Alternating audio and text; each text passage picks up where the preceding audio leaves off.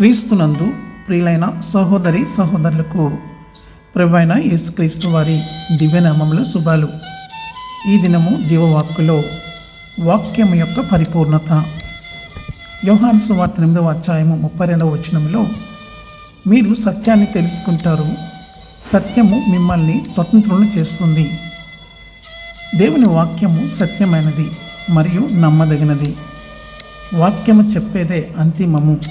స్నేహితులారా, మీరు ఏ దారిలో వెళ్తున్నారు? మీ మనసులో ఏముంది? దేవుని వాక్యాన్ని చాలా లోతుగా ధ్యానించండి.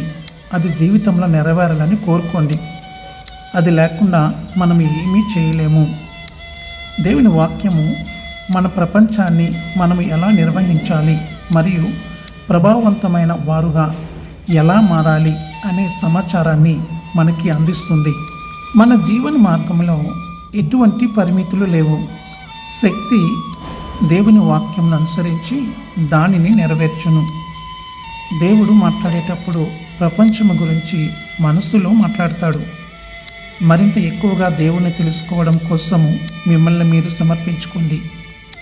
అప్పుడు మీ జీవితము కొత్త దిశలో ముందుకు వెళుతుంది. దేనికి తక్కువలో స్థిరపడకండి. కోపము మీకు ఎలా అనిపిస్తుందో నియంత్రించవద్దు. బాధలు, నొప్పి, భయము మీ భావాలను మిమ్మలను నిర్దేశించనివ్వవద్దు. స్వార్థపూరితంగా ఉండకండి, కానీ ప్రపంచం గురించి ఆలోచించండి.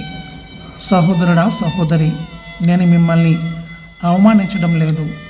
ఇది దేవుని వాక్యము, సత్యము. దేవుని వాక్యము మన కళ్ళకు వాస్తవాలను కనపరిచేటట్లు చేస్తుంది మరియు ఏమి చేయాలో చూపిస్తుంది. దేవుడు తన మాట నెరవేర్చుటకు ఎల్లప్పుడూ కట్టుబడి ఉంటాడు. మన దృష్టిని మరల్చడానికి మనము దేనినైనా ఎందుకు అనుమతించాలి?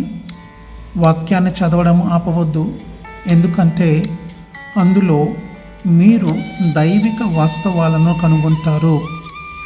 మీరు మీ హృదయంలో ఈ ఒప్పుకోలు చెప్పండి: నేను దేవుని ఎంపిక మరియు నిధిని. దేవుని వాక్యము నా జీవితంలో పనిచేస్తుంది. నా పరిపక్వత నా జీవితంలో దినదినము మెరుగవుతుంది. యేసు నామములో నా కుటుంబము ప్రేమలో మెరుగుపడుతుంది. నా జీవితంలోని ప్రతి రంగముపై దేవుని వెలుగు ప్రకాశిస్తుంది. ఆమేన్.